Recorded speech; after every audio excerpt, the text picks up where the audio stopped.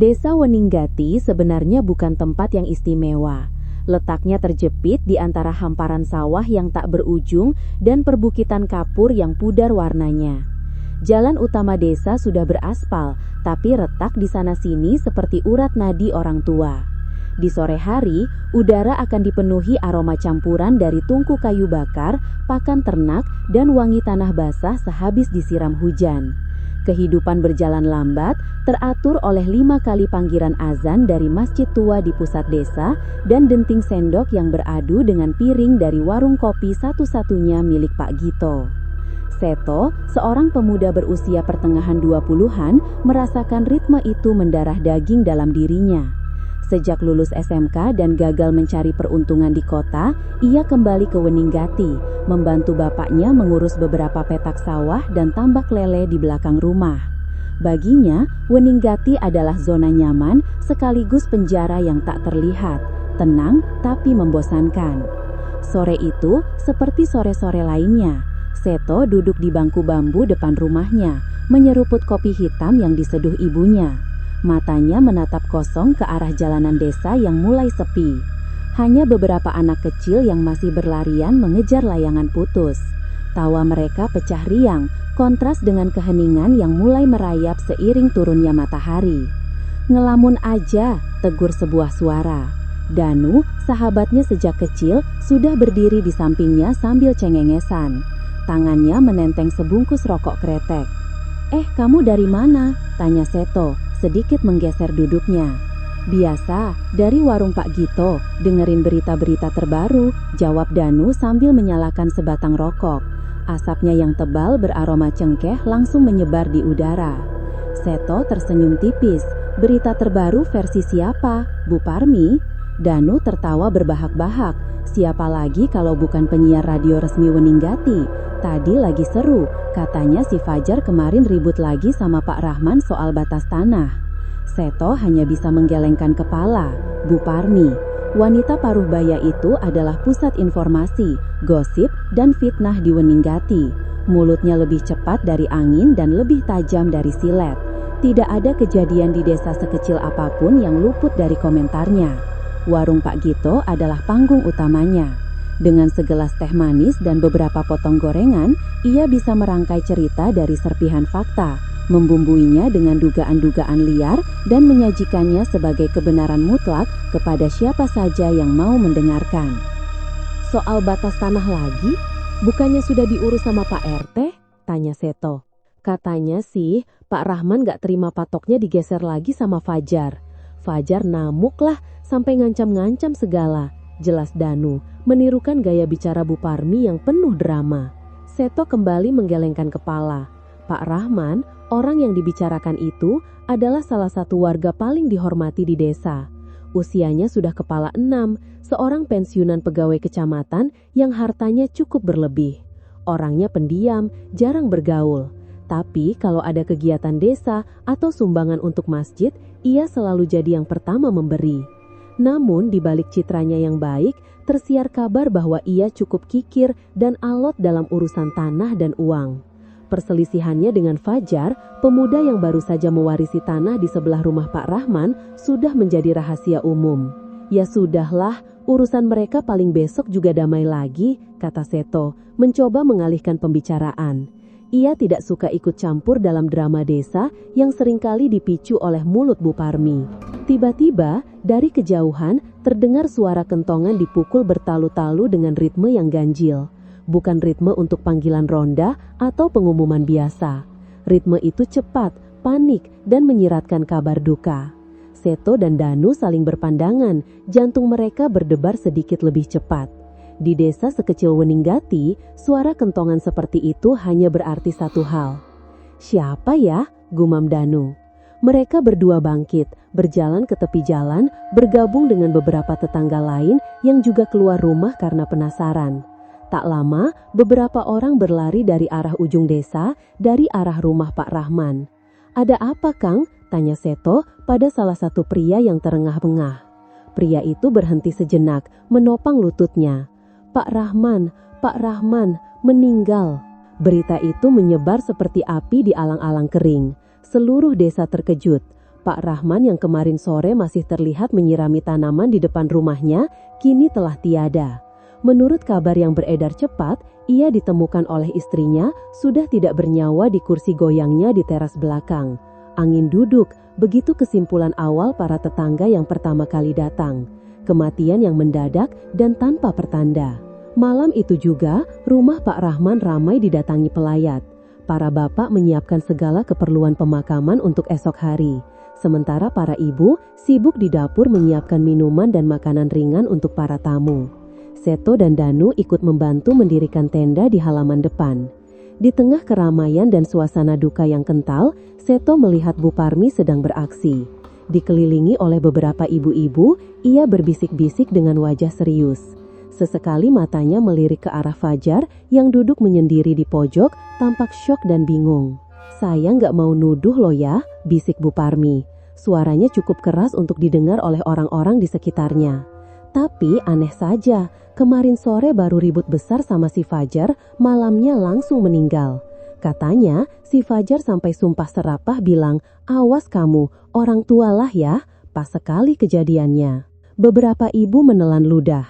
Pandangan mereka kini tertuju pada Fajar dengan sorot mata yang berbeda. Sorot mata curiga, benih fitnah itu telah ditanam tepat di atas tanah duka yang masih basah.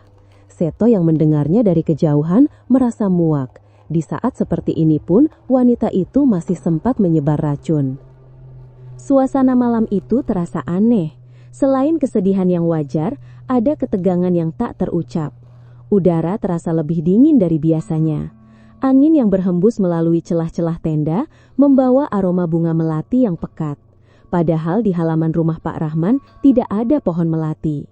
Seto mencoba mengabaikannya, menganggapnya hanya perasaannya saja. Namun ia tidak tahu, malam itu, Kamis malam adalah pintu gerbang menuju Jumat Kliwon.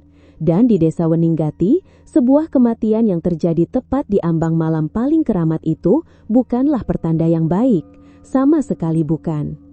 Pemakaman Pak Rahman dilaksanakan keesokan harinya. Hari Jumat, langit mendung kelabu seolah ikut berduka. Prosesi berjalan lancar meski diwarnai bisik-bisik dan tatapan curiga yang terus mengarah pada Fajar. Pemuda itu hanya bisa menunduk. Wajahnya pucat pasi, entah karena duka atau karena tekanan dari tuduhan tak langsung yang dilontarkan oleh hampir seluruh desa. Bu Parmi tentu saja menjadi kompor utama.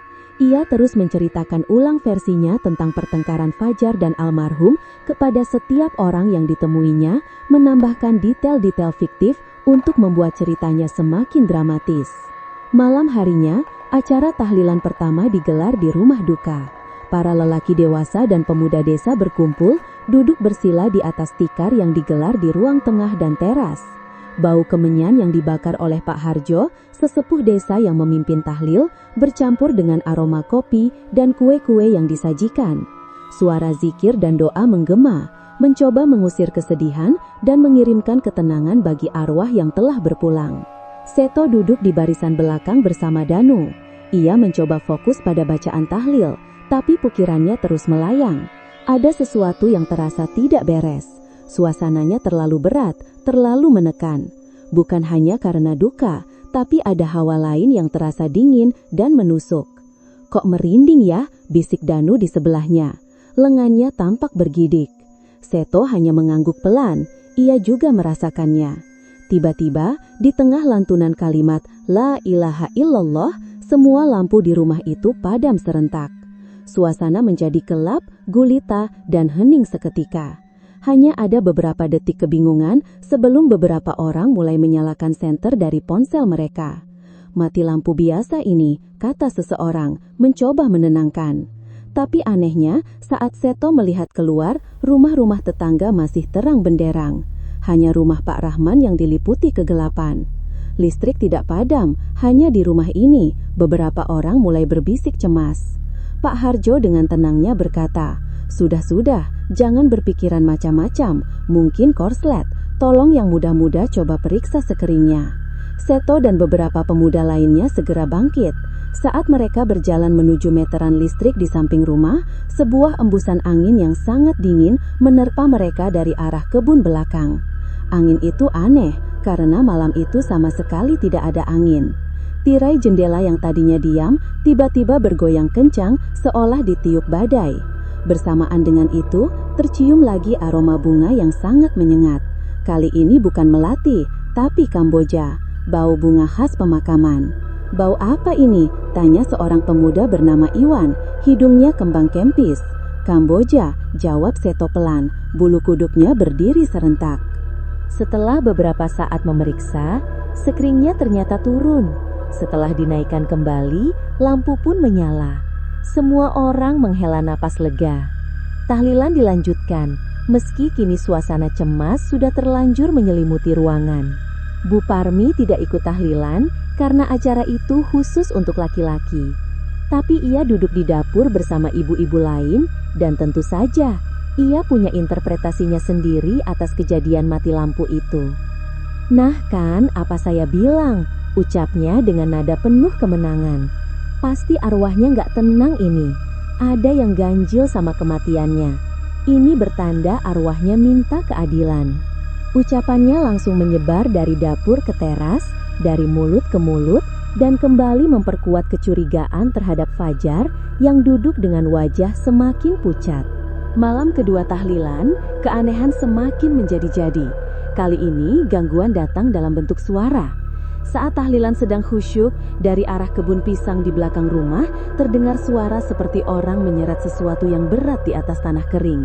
Suara itu konstan dan jelas, membuat beberapa orang berhenti berzikir dan saling pandang. "Suara apa itu?" bisik seseorang. Pak Harjo memberi isyarat agar tetap tenang dan melanjutkan tahlilan. Namun suara itu semakin dekat, seolah-olah sesuatu itu sedang diseret mengelilingi rumah. Beberapa pemuda yang penasaran mencoba mengintip dari jendela, tapi tidak ada apa-apa di luar sana. Hanya kegelapan dan deretan pohon pisang yang berdiri diam seperti patung. Kemudian suara itu berhenti tepat di belakang dapur. Hening sejenak, lalu 3 ketukan keras di pintu dapur. Para ibu yang sedang menyiapkan hidangan menjerit tertahan. Salah satu dari mereka memberanikan diri membuka pintu. Kosong, tidak ada siapa-siapa. Yang ada hanya hawa dingin yang langsung menyergap masuk ke dalam ruangan. Malam itu tidak ada yang berani pulang sendirian. Mereka pulang berkelompok, berjalan cepat sambil sesekali menoleh ke belakang. Desa Weninggati yang biasanya tenang, kini terasa menyimpan ancaman di setiap sudut gelapnya. Bu Parmi semakin menjadi-jadi. Ia tidak lagi berbisik, tapi bicara terang-terangan. "Ini pasti Pak Rahman minta tumbal. Dia nggak terima mati begitu saja. Pasti ada yang pakai ilmu hitam ini buat nyelakain dia. Siapa lagi kalau bukan orang yang paling benci sama dia," katanya di warung Pak Gito keesokan paginya. Matanya menatap tajam ke arah Fajar yang kebetulan lewat. Fajar yang sudah tidak tahan lagi akhirnya meledak. "Jangan fitnah Bu Parmi, jangan asal nuduh. Ibu punya bukti apa saya berbuat macam-macam sama Pak Rahman?" "Loh, saya kan gak sebut nama. Kenapa kamu yang merasa? Orang yang salah memang suka begitu, gampang tersinggung." Keributan kecil itu menjadi tontonan warga. Pak RT yang kebetulan ada di sana harus turun tangan untuk melerai. Tapi nasi sudah menjadi bubur. Opini publik sudah terbentuk. Fajar kini seperti pesakitan yang menunggu divonis. Ia dikucilkan, orang-orang menghindarinya. Bahkan teman-teman dekatnya mulai menjaga jarak. Malam ketiga, gangguan semakin mengerikan. Saat tahlilan berlangsung, beberapa orang yang duduk di dekat jendela bersumpah melihat bayangan putih melintas dengan cepat di luar. Bukan hanya sekali, tapi berkali-kali, seperti ada sesuatu yang sedang berlari-lari mengelilingi rumah. Puncaknya adalah ketika salah seorang warga, Kang Eko, pamit ke kamar mandi yang letaknya agak terpisah di belakang rumah. Ia tidak kembali setelah 15 menit. Istrinya mulai cemas. Beberapa orang akhirnya menyusulnya. Mereka menemukan Kang Eko terduduk lemas di depan pintu kamar mandi. Wajahnya putih seperti kertas dan mulutnya terkunci rapat.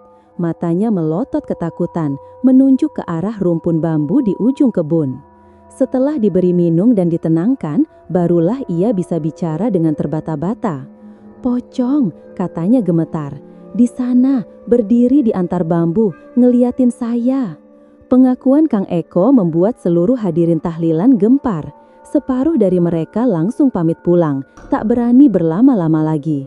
Tahlilan malam itu terpaksa dihentikan lebih awal. Suasana desa menjadi sangat mencekam. Malam itu tak ada yang berani keluar rumah. Suara anjing yang melolong panjang bersaut-sautan sepanjang malam menambah suasana horor yang sudah pekat. Seto merasa semua ini sudah di luar batas. Ia tidak percaya sepenuhnya pada cerita hantu, tapi rentetan kejadian ini terlalu nyata untuk diabaikan. Ia kasihan pada keluarga almarhum Pak Rahman yang harus menanggung duka sekaligus teror. Ia juga kasihan pada Fajar yang menjadi korban fitnah keji. Nah, ini semua gara-gara mulut Bu Parmi, kata Seto pada Danu saat mereka berjalan pulang dengan was-was. Dia itu emang biang kerok toh, tapi orang-orang biasa lebih gampang percaya gosip daripada logika, sahut Danu. Sekarang semua orang yakin Fajar itu pelakunya dan arwah Pak Rahman gentayangan buat balas dendam. Tapi apa benar itu arwah Pak Rahman? Tanya Seto, lebih pada dirinya sendiri. Pertanyaan itu menggantung di udara malam yang dingin, tanpa ada yang bisa menjawab. Di suatu tempat dalam kegelapan desa Weninggati, sesuatu yang jahat telah terbangun. Sesuatu yang lapar akan pembalasan. Dan ini barulah permulaan. Memasuki malam keempat, suasana di desa Weninggati sudah berubah total. Keceriaan yang dulu biasa terdengar dari anak-anak yang bermain di sore hari, kini hilang. Begitu azan maghrib berkumandang, semua pintu dan jendela sudah tertutup rapat. Jalanan desa menjadi lengang seperti kota mati. Rasa takut telah merayap masuk ke dalam setiap rumah, ke dalam setiap hati. Jumlah orang yang datang ke acara tahlilan menyusut drastis. Hanya tersisa kerabat dekat, beberapa tetangga yang paling berani, dan tentu saja Pak Harjo yang tetap tegar memimpin doa. Seto dan Danu memutuskan untuk tetap datang, merasa tidak enak jika meninggalkan keluarga duka sendirian dalam ketakutan. Malam itu, gangguan tidak lagi bersifat halus, tidak ada lagi bayangan melintas atau suara menyeret. Terornya menjadi lebih personal dan psikologis. Saat doa sedang dilantunkan, tiba-tiba dari dalam kamar almarhum Pak Rahman terdengar suara batuk yang keras. Batuk yang sangat khas. Semua orang di sana kenal betul suara batuk berat milik Pak Rahman. Semua orang terdiam. Lantunan zikir terhenti. Mereka saling berpandangan dengan wajah tegang. Istri almarhum Bu Anik langsung menangis histeris. Itu suara Bapak, itu suara Bapak, isaknya. Pak Harjo mencoba menenangkan. Istighfar Bu, itu hanya gangguan setan yang ingin menyesatkan kita. Teruslah berzikir. Mereka mencoba melanjutkan, tapi suara batuk itu terdengar lagi. Kali ini lebih keras, seolah-olah orang yang batuk itu sedang tercekik. Lalu hening. Beberapa detik kemudian, dari dalam kamar yang sama, terdengar suara kursi goyang yang berderit pelan. Kursi goyang kesayangan Pak Rahman, tempat ia ditemukan meninggal. Sudah cukup, beberapa orang langsung berdiri dan pamit pulang tanpa basa-basi. Mereka tidak sanggup lagi. Malam itu, tahlilan kembali bubar sebelum waktunya. Hanya tersisa Seto, Danu, Pak Harjo, dan beberapa kerabat yang mencoba menenangkan Bu Anik yang syok berat. Keesokan harinya, desa menjadi kuali panas yang penuh dengan fitnah dan kecurigaan. Bu Parmi dengan keahliannya memutarbalikkan fakta, menyebarkan versi baru dari kejadian semalam. Itu arwahnya marah. Marah karena pembunuhnya masih bebas berkeliaran di antara kita. Sarannya di depan ibu-ibu yang sedang berbelanja sayur. Dia batuk-batuk, itu tandanya dia mati nggak wajar. Mungkin dicekik atau diracun. Kursi goyangnya bergerak, itu tandanya dia nunjukin di mana dia dihabisi. Dan siapa yang terakhir kali ribut sama dia? Siapa? Semua mata kini tidak hanya menatap Fajar dengan curiga, tapi juga dengan kebencian. Fajar yang pagi itu hendak pergi ke sawah, dihadang oleh sekelompok warga yang diprovokasi oleh ucapan Bu Parmi. "Ngaku kamu Fajar, kamu yang apain Pak Rahman?" teriak salah seorang dari mereka. "Saya tidak melakukan apa-apa," balas Fajar. Suaranya bergetar menahan amarah dan takut. Jangan bohong, arwahnya saja sudah kasih pertanda. Kamu pasti pakai dukun kan? Timpal yang lain.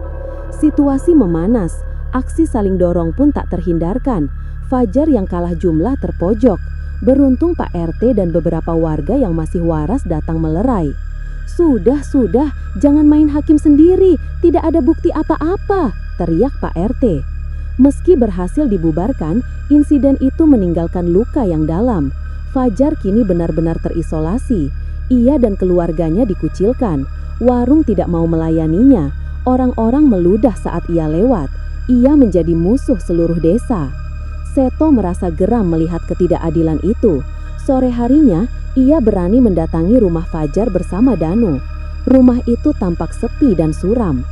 "Fajar," panggil Seto dari luar. Fajar membuka pintu dengan ragu-ragu, matanya bengkak dan merah. "Mau apa kalian kesini? Mau ikut-ikutan menghakimi saya?" "Bukan, Jar, kami cuma mau bilang kami nggak percaya kamu pelakunya," kata Seto tulus. Fajar menatap Seto dan Danu dengan pandangan tak percaya. Air matanya kembali menetes. "Terima kasih, cuma kalian yang masih mau percaya sama saya.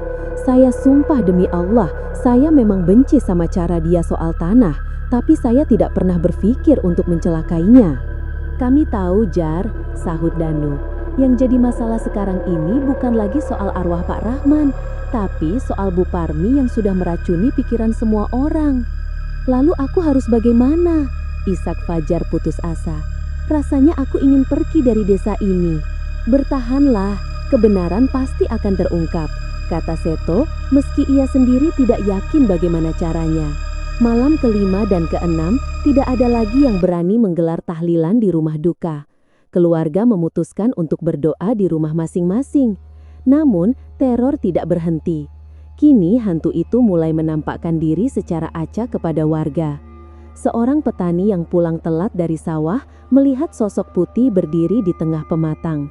Seorang ibu yang sedang mencuci di sumur belakang rumahnya pada malam hari melihat pantulan wajah pucat dengan mata berlubang di air sumur. Penjaga pos ronda bersumpah melihat pocong melompat-lompat melintasi jalan utama desa dengan kecepatan yang tidak wajar. Desa Weninggati benar-benar dilanda teror. Beberapa keluarga bahkan mulai mengungsi ke desa tetangga. Pak Harjo mencoba mengadakan doa bersama di masjid, berharap bisa menenangkan arwah dan mengusir gangguan. Tapi malam itu, saat doa bersama sedang berlangsung, terdengar suara cakaran yang sangat keras di atap seng masjid. Seolah ada makhluk berat dengan kuku-kuku tajam yang sedang merayap di atas sana. Doa bersama itu pun berakhir dengan kepanikan. Konflik sosial di desa semakin parah karena rasa takut. Orang menjadi lebih mudah marah dan curiga. Perkelahian kecil sering terjadi karena masalah sepele. Warga saling tuduh. Beberapa bahkan menuduh tetangganya sendiri memelihara tuyul atau pesugihan karena teror ini. Desa yang dulu damai kini terpecah belah, dipenuhi ketakutan dan kebencian. Bu Parmi, sang sutradara kekacauan, justru tampak menikmati situasi ini. Ia merasa berkuasa karena setiap kata yang keluar dari mulutnya kini dianggap sebagai sabda oleh sebagian besar warga yang pikirannya sudah kalut. Seto merasa putus asa. Ia melihat desanya hancur dari dalam. Teror gaib dari luar dan teror fitnah dari dalam telah melumpuhkan Weninggati. Ia sadar jika ini terus berlanjut akan ada korban selanjutnya. Bukan korban dari hantu, tapi korban dari amarah yang sudah dibutakan oleh rasa takut dan hasutan. Pada malam ketujuh, malam puncak tahlilan yang seharusnya digelar, sebuah kejadian mengerikan terjadi. Fajar yang sudah tidak tahan dengan tekanan, mencoba bunuh diri dengan meminum racun serangga. Beruntung ibunya segera menemukannya, dan ia berhasil diselamatkan setelah dibawa ke puskesmas kecamatan. Kabar itu membuat desa semakin gempar. Bagi mereka yang membencinya, itu adalah bukti rasa bersalah. Dia mau bunuh diri karena takut ketahuan, begitu kata Bu Parmi. Tapi bagi Seto dan segelintir orang yang masih punya akal sehat, itu adalah puncak dari tragedi. Seorang pemuda tak bersalah nyaris tewas karena fitnah keji. Malam itu, Seto duduk termenung di teras rumahnya. Langit gelap tanpa bintang. Udara terasa berat dan menyesakan. Ia merasa ada sesuatu yang sangat salah di desanya. Kematian Pak Rahman, kemunculan pocong, dan fitnah yang merajalela. Semua ini terasa seperti bagian dari sebuah rencana besar yang jahat. "Toh, kamu di dalam saja, sudah malam, nggak aman," kata ibunya dari dalam. Seto hanya mengangguk, tapi tidak beranjak dari tempatnya. Ia menatap ke arah jalanan desa yang gelap. Tiba-tiba, ia merasakan hawa dingin yang luar biasa. Dingin yang terasa menusuk sampai ke tulang. Jauh di ujung jalan, di bawah cahaya remang dari satu-satunya lampu jalan yang masih menyala, ia melihat sesuatu. Sesosok putih berdiri tak bergerak. Jantung Seto rasanya berhenti berdetak. Sosok itu, meski dari kejauhan, sangat jelas bentuknya. Terbungkus kain kafan dari kepala hingga kaki dengan ikatan di atas kepala. Pocong. Sosok itu hanya diam, seolah sedang mengamatinya. Seto tidak bisa bergerak, tubuhnya kaku karena takut. Ia ingin berteriak memanggil bapaknya, tapi suaranya tercekik di tenggorokan. Lalu, sosok itu mulai bergerak. Bukan melompat seperti yang diceritakan orang-orang, tapi bergerak dengan cara yang lebih mengerikan. Ia meluncur pelan di atas tanah tanpa menggerakkan kakinya, seolah ditarik oleh kekuatan tak kasat mata. Semakin dekat, semakin jelas. Bau tanah basah dan anyir menyeruak ke hidung Seto. Seto akhirnya berhasil menemukan kekuatannya.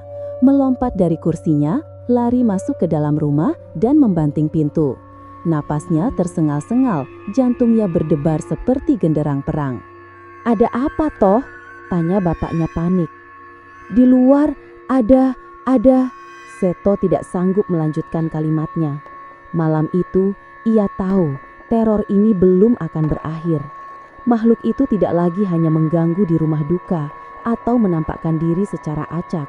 Sekarang, ia seperti sedang berpatroli, mengintai setiap rumah, menyebarkan ketakutan secara sistematis. Dan ia merasa tatapan kosong dari sosok itu tadi malam ditujukan langsung kepadanya, seolah-olah ia adalah target selanjutnya. Malam ketujuh kematian Pak Rahman seharusnya menjadi penutup rangkaian duka, namun di Weninggati, malam itu menjadi gerbang neraka. Setelah Fajar mencoba bunuh diri dan Seto melihat penampakan mengerikan di depan rumahnya, tidak ada lagi warga yang berani mematikan lampu teras mereka. Desa itu bermandikan cahaya, sebuah upaya sia-sia untuk mengusir kegelapan yang sesungguhnya sudah merasuk ke dalam jiwa. Seto tidak bisa tidur. Bayangan sosok putih yang meluncur di jalanan itu terus terbayang di pelupuk matanya. Bau tanah kuburan seolah masih menempel di hidungnya. Ia duduk di ruang tengah, ditemani bapaknya yang juga tidak bisa memejamkan mata. Ibunya terus-menerus berzikir di dalam kamar. Sekitar pukul 2 dini hari, saat keheningan mencapai puncaknya, terdengar suara dari luar. Suara aneh, seperti gesekan benda kasar pada dinding rumah mereka. Krek, krek, krek. Bapak Seto mengambil sebatang linggis yang biasa ia gunakan untuk berkebun. "Kamu di sini saja toh, biar bapak yang lihat," bisiknya. "Jangan Pak, jangan dibuka pintunya," cegah Seto, suaranya bergetar. Suara gesekan itu berhenti, hening, tapi keheningan itu jauh lebih menakutkan. Tiba-tiba, jendela ruang tengah diketuk dengan keras. Gebuk, gebuk, gebuk. Bukan seperti ketukan jari, tapi seperti sesuatu yang padat dan berat dibenturkan ke kaca. Jendela itu bergetar hebat. Ibu Seto menjerit dari dalam kamar. Bapaknya menggenggam linggisnya semakin erat. Punggungnya menempel ke dinding, matanya waspada menatap jendela. Seto hanya bisa mematung, keringat dingin membasahi seluruh tubuhnya. Teror itu berlangsung hampir 1 jam. Suara cakaran, benturan di jendela, tawa parau, dan langkah-langkah di atap. Mereka sekeluarga hanya bisa berpelukan di sudut ruangan, berdoa dalam hati, menunggu pagi datang. Ketika azan subuh akhirnya berkumandang, semua suara mengerikan itu lenyap seketika, seolah ditelan oleh cahaya fajar. Pagi harinya, Seto memeriksa keadaan di luar rumah. Ia menemukan bekas cakaran panjang dan dalam di dinding samping rumah, seperti bekas kuku binatang buas. Di tanah di bawah jendela, ia menemukan jejak-jejak aneh. Bukan jejak kaki, tapi bekas seretan kain yang kotor oleh tanah liat. Kabar teror di rumah Seto menyebar dengan cepat. Kini giliran keluarganya yang menjadi pusat perhatian. Bu Parmi tentu saja punya teori baru. Pasti si Seto itu tahu sesuatu. Kenapa hantunya sekarang ganggu dia? Jangan-jangan dia itu temannya si Fajar, ikut-ikutan nutupin kejahatan temannya. Arwahnya gak suka, makanya didatangin. Fitnah itu sampai ke telinga Seto, amarahnya memuncak. Selama ini ia diam, tapi sekarang keluarganya yang diseret-seret. Siang itu ia mendatangi warung Pak Gito, tempat Bu Parmi sedang bersidang. "Bu Parmi," panggil Seto, suaranya dingin dan tegas. Semua orang di warung menoleh. Bu Parmi tampak kaget, tapi cepat-cepat memasang wajah angkuh. "Oh, kamu toh? Ada apa?" "Cukup, Bu. Cukup semua fitnah yang Ibu sebarkan. Ibu sadar nggak? Omongan Ibu itu udah bikin desa ini hancur. Fajar hampir mati karena mulut Ibu." "Loh, kok kamu nyalahin saya? Saya kan cuma ngomong apa yang saya dengar," elak Bu Parmi. "Ibu bukan cuma mendengar, Ibu menambah-nambahi, memutarbalikan fakta. Ibu menikmati kekacauan ini, kan?" bentak Seto. Emosinya sudah tidak tertahankan. Perdebatan sengit itu menjadi tontonan. Untuk pertama kalinya, ada yang berani melawan Bu Parmi secara terang-terangan. Beberapa warga yang selama ini diam karena takut, mulai merasa terwakili oleh keberanian Seto. "Udah toh, udah," si pemilik warung mencoba melerai. Tapi Seto belum selesai. Ia menatap tajam ke mata Bu Parmi. "Malam ini malam Jumat Kliwon lagi, tepat seminggu kematian Pak Rahman. Kalau sampai terjadi apa-apa lagi, dan itu karena hasutan Ibu, saya nggak akan tinggal diam." Setelah mengatakan itu, Seto pergi meninggalkan warung. Bu Parmi terdiam, wajahnya pucat karena marah dan malu. Namun, di matanya tersirat sesuatu yang lain, sesuatu yang ganjil, bukan hanya amarah, tapi juga sebersit ketakutan. Malam harinya, desa benar-benar seperti tak berpenghuni. Tak seorang pun berani melangkahkan kaki keluar dari pintu. Hujan gerimis mulai turun, membuat suasana semakin kelam. Listrik kembali padam di beberapa blok, menambah pekatnya kegelapan. Di rumahnya, Seto tidak bisa tenang. Ancaman yang ia lontarkan pada Bu Parmi tadi siang terus berputar di kepalanya. Ia merasa malam ini akan menjadi puncaknya. Ia harus melakukan sesuatu. Didorong oleh campuran nekat dan rasa tanggung jawab, ia mengambil keputusan gila. Ia akan mencari tahu sendiri apa yang sebenarnya terjadi. "Mau kemana kamu toh?" tanya bapaknya cemas melihat Seto memakai jaket dan mengambil senter besar. "Sebentar saja, Pak. Aku harus memastikan sesuatu," jawab Seto. "Bapak kunci saja pintu dari dalam." Meskipun dilarang keras oleh kedua orang tuanya, Seto tetap nekat keluar. Ia berjalan menembus gerimis dan kegelapan hanya berbekal cahaya senter. Tujuannya satu, rumah almarhum Pak Rahman. Ia punya firasat, pusat dari semua ini ada di sana. Jalanan desa terasa sangat panjang dan sunyi. Hanya suara gerimis dan detak jantungnya sendiri yang terdengar. Setiap bayangan pohon seolah berubah menjadi sosok mengerikan. Setiap desau angin terdengar seperti bisikan.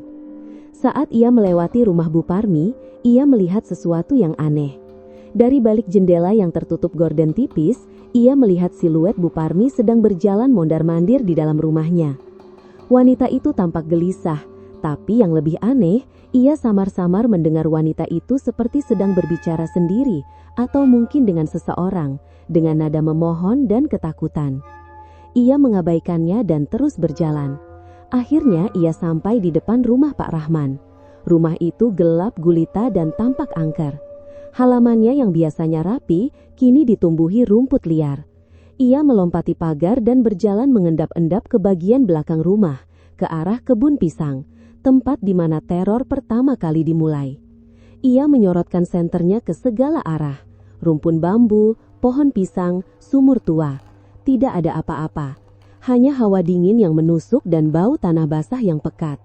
Ia hampir memutuskan untuk kembali, berpikir tindakannya ini konyol. Namun, saat ia hendak berbalik, telinganya menangkap sebuah suara. Suara tangisan, tangisan seorang wanita, lirih dan pilu. Suara itu datang dari arah sumur tua yang sudah tidak terpakai. Dengan hati-hati, Seto mendekat. Semakin dekat, suara tangisan itu semakin jelas. Tapi ada yang aneh, suara itu seolah-olah berasal dari dalam sumur. Seto menyorotkan senternya ke bibir sumur. Jantungnya nyaris copot. Di sana, membelakanginya, duduk sesosok tubuh.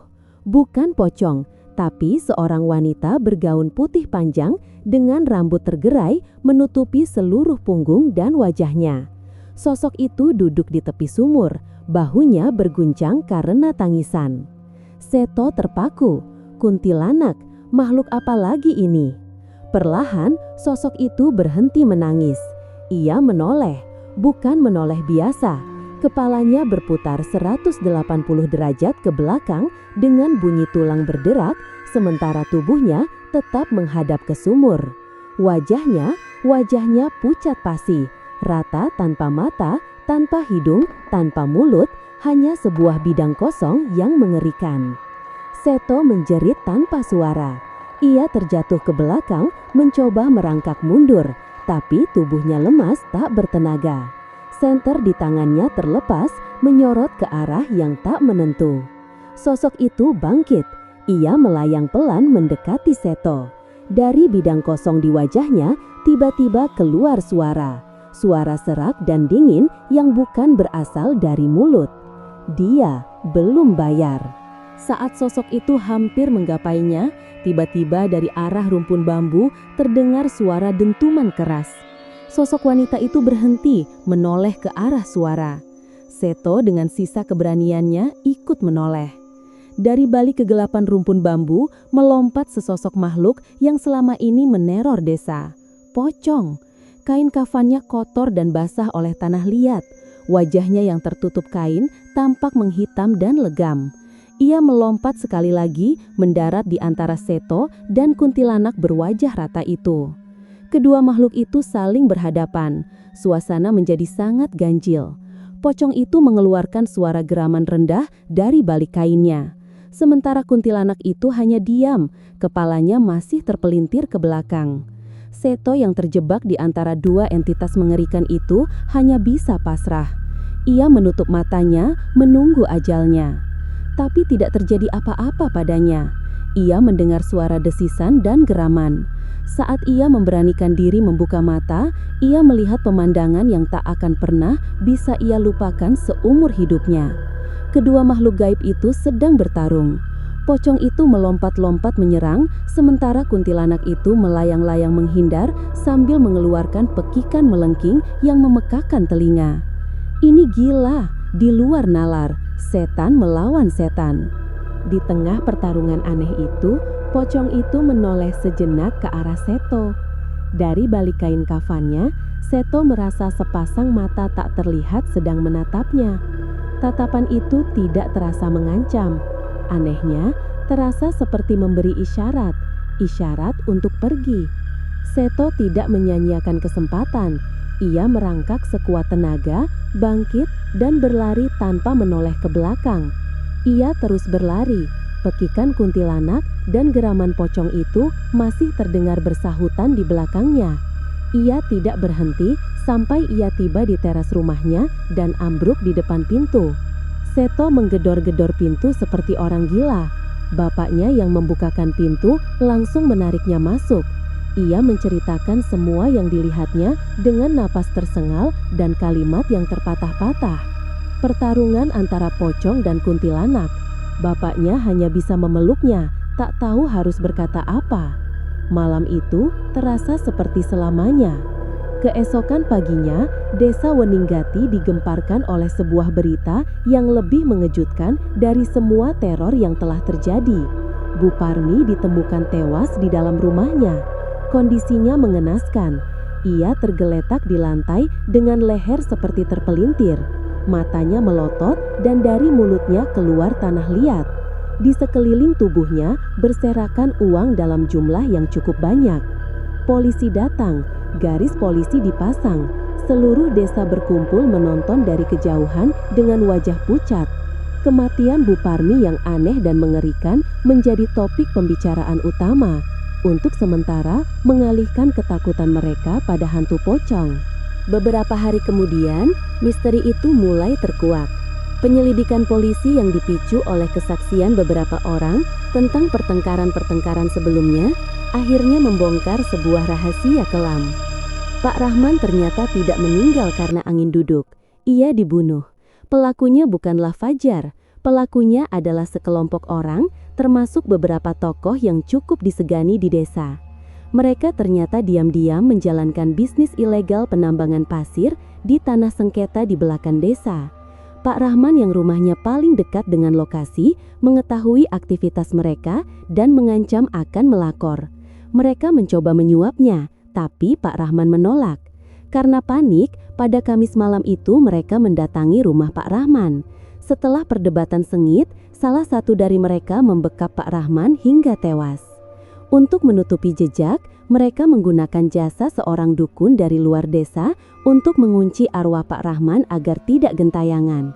Mereka melakukan ritual kecil di kebun belakang rumah almarhum, tepat di dekat sumur tua. Bu Parmi bukan sekadar tukang gosip. Ia adalah bagian dari konspirasi itu. Ia dibayar untuk melakukan tugas spesifik, menciptakan kambing hitam dan mengalihkan perhatian seluruh desa. Targetnya adalah Fajar, orang yang paling logis untuk dicurigai karena punya riwayat konflik terbuka dengan almarhum. Dengan mulutnya yang berbisa, ia berhasil membuat seluruh desa membenci Fajar, sementara para pembunuh yang sebenarnya aman di balik layar. Uang yang ditemukan di dekat mayatnya adalah sisa uang bayaran. Lalu bagaimana dengan teror pocong itu? Ritual yang dilakukan para pembunuh pada malam Jumat Kliwon itu ternyata gagal total. Alih-alih mengunci arwah Pak Rahman, kekuatan malam keramat itu justru memperkuat amarahnya. Arwah Pak Rahman bangkit dalam wujud pocong, bukan untuk menakut-nakuti sembarang orang, tapi untuk menuntut balas. Gangguan-gangguan awal di rumahnya adalah wujud kemarahannya pada keluarganya yang terlalu cepat percaya ia meninggal wajar. Penampakannya pada warga adalah caranya menyebarkan pesan bahwa ada yang tidak beres. Ia tidak pernah benar-benar mencelakai warga biasa.